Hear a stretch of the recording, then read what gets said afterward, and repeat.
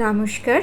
ঠাকুর শ্রী রামকৃষ্ণ পরমহংসদেব এবং মা শারদার চরণে আমার সশ্রদ্ধ প্রণাম জানিয়ে ভিডিওটা শুরু করছি।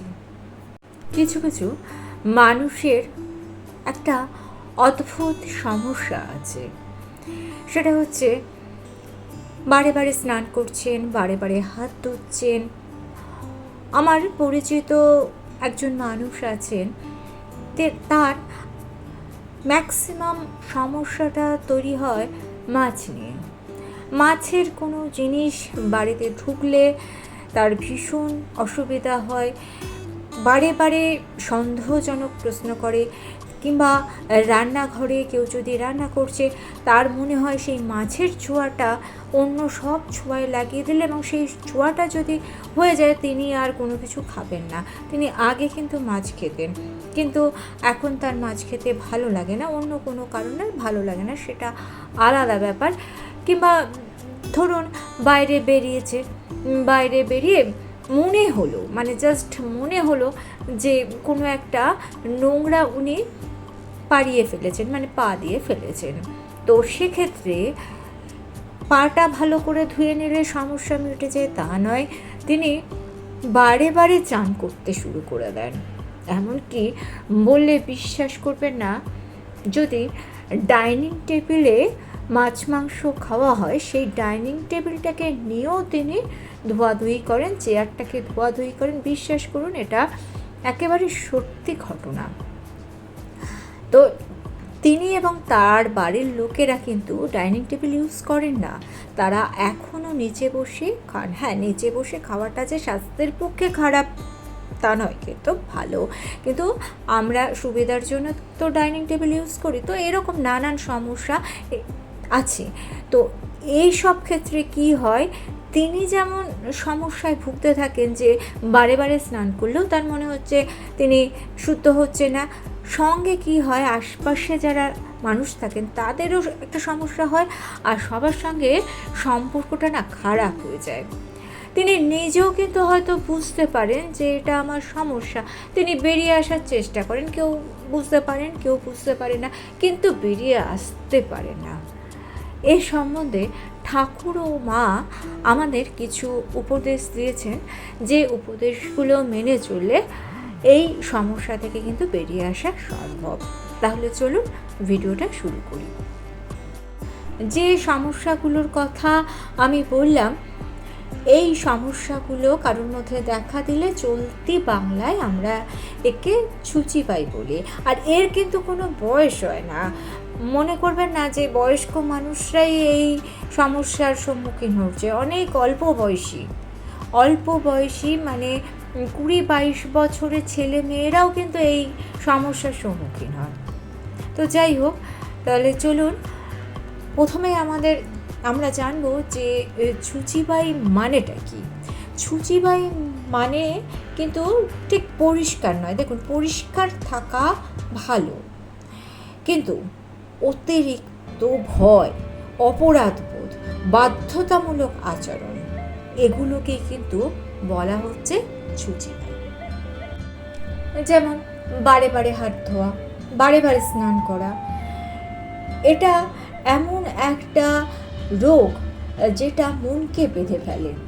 মনে হয় এটা না করলে আমার যেন অনেক ক্ষতি হয়ে যাবে। অনেকের সমস্যা থাকে মন্দিরে যাওয়া নিয়ে, যে মন্দিরে যাওয়ার সময় আমি শুদ্ধ কাপড় পরছি তো, আমি কি খেয়ে গেলাম, কি ধরলাম, এগুলো নিয়ে একটা সমস্যা তৈরি হয়, আর এটা একটা মানুষের মানসিক যন্ত্রণার কারণ হয়ে ওঠে।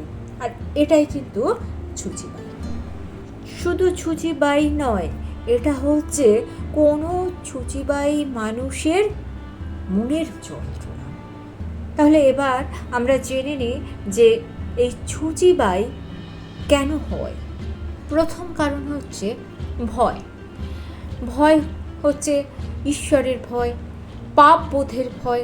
ধরুন মন্দিরে যাচ্ছে কেউ, এবার ভাবলো যদি আমি কাঁচা বস্ত্র পরে না যাই, বা আমি মাছ মাংস খেয়ে যাই, তাহলে ঈশ্বর আমাকে পাপ দেবেন।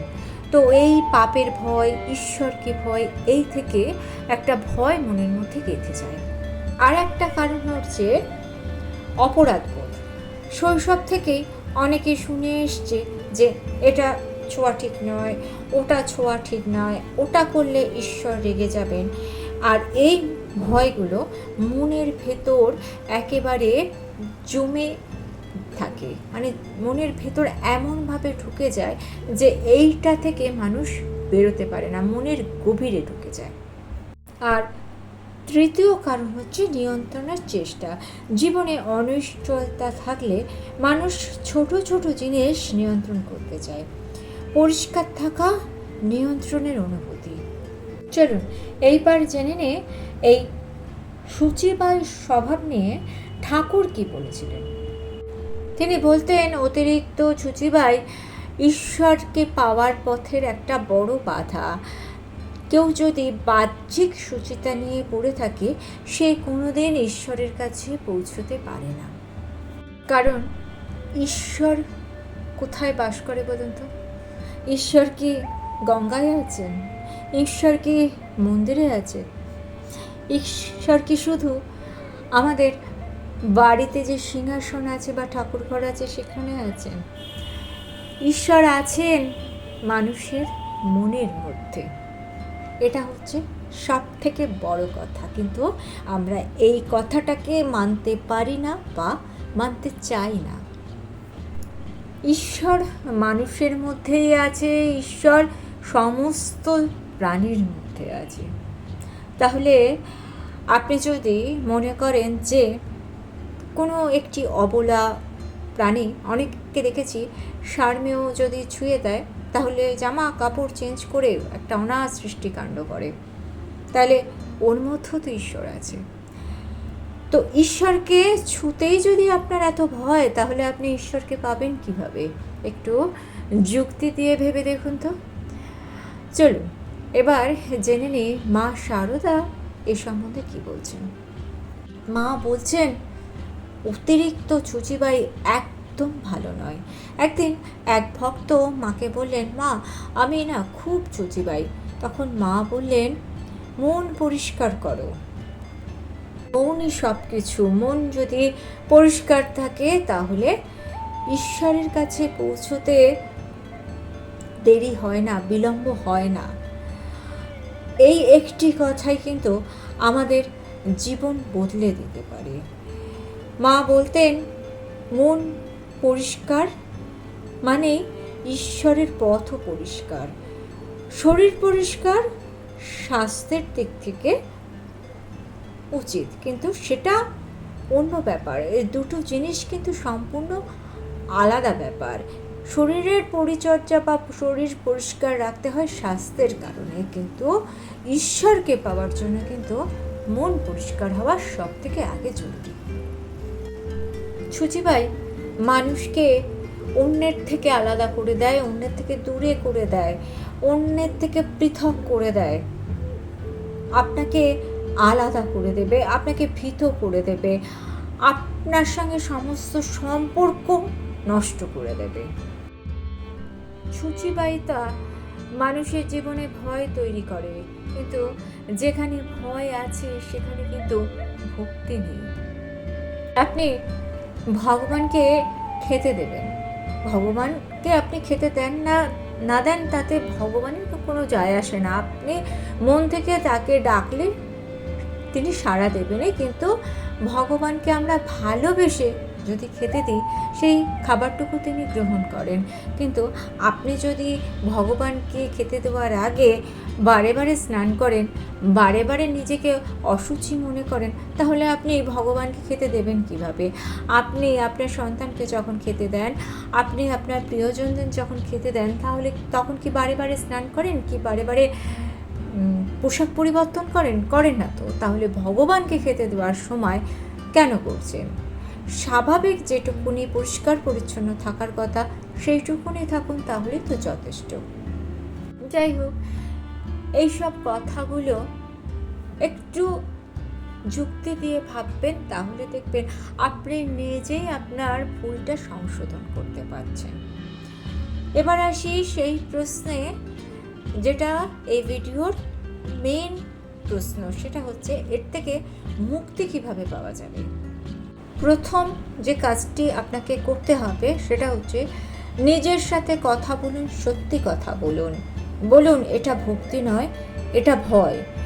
এই স্বীকারোক্তি আপনার মুক্তির পথ। দ্বিতীয়, ধীরে ধীরে কমান। একদিনে সবটুকু পরিবর্তন হয় না। যেমন ধরুন আপনি যেখানে 5 বার হাত ধুতেন সেখানে আপনি ধীরে ধীরে কমান, সেখানে আপনি 3 বার করুন, 2 বার করুন। যেখানে আপনি 4 বার স্নান করতেন সেটাকে ধীরে ধীরে কমিয়ে আনুন। আপনার মনকে বোঝান যে আমি এটা করব না, সবাই করছে না, আমি করছি, তার মানে সমস্যাটা আমার, আমাকে এই সমস্যা থেকে বেরিয়ে আসতে হবে। তাহলেই দেখবেন আপনি মুক্তি পাচ্ছেন। তৃতীয় কাজ, নাম জপ শুরু করুন। মা বলেছিলেন নাম জপ করলে সব হয়। যখন ভয় আসবে তখন বলুন ঠাকুর আমাকে মুক্তি দাও। সত্যি কথা বুঝুন, ঈশ্বর আপনাকে ভালোবাসেন। আপনি কতবার হাত ধুলেন তা দিয়ে নয়, ঈশ্বর আপনাকে আপনার হৃদয় দিয়ে ভালোবাসে। মা সারদা বলেছিলেন মানুষকে ভালোবাসো, এটাই ধর্ম। আজ থেকে নিজের সঙ্গে একটা নিজে প্রতিজ্ঞায় বদ্ধ হন। আপনি মনকে বলুন আমি ভয় নয়, আমি ভালোবাসার পথ বেছে নেব। আমি শুচিবাই নয়, আমি সরলতার পথ বেছে নেব। আমি আতঙ্ক নয়, আমি ঈশ্বরের উপর ভরসা রাখব। এবার থেকে যখন আপনার মনে এইসব নানা কারণ নিয়ে ভয় আসবে তখন ঈশ্বরকে বলুন ঠাকুর আমাকে ভয় মুক্ত করো। আপনি পাপী নন, আপনি অশুচি নন, আপনি একটু ভয় পেয়েছেন, আর ঈশ্বর তো আছেন আপনার ভয় দূর করার জন্য। ভয় পেলে আমরা কার কাছে যাই? আমরা যখন অসহায় থাকি, ছোট ছিলাম, তখন ভয় পেলে আমরা মাকে ডাকতাম। আমরা এখন বড় হয়ে গিয়েছি বলে কি মাকে ভুলে গেছি? মা সারদা এই প্রকৃতিতে আছেন, তাকে স্মরণ করুন। দেখবেন আপনার হাতটা তিনি ঠিক সময়ে এসে ধরে ফেলেছেন। আপনার ভয় মন থেকে চলে যাবে। আপনি বিশ্বাস করে একবার মাকে ডাকুন। মাকে বলুন মা আমার সব ভয় কাটিয়ে দাও, আমার মনকে পরিশুদ্ধ করো। দেখুন আপনি 2 থেকে 3 দিনের মধ্যে উপকার পাবেন।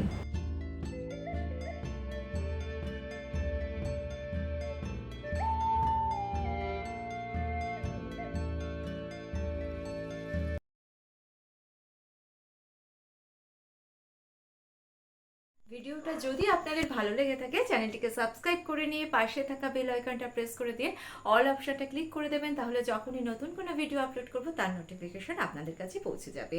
ঠাকুর ও মায়ের চরণে প্রণাম জানিয়ে আজকে এই পর্যন্তই। Thanks for watching.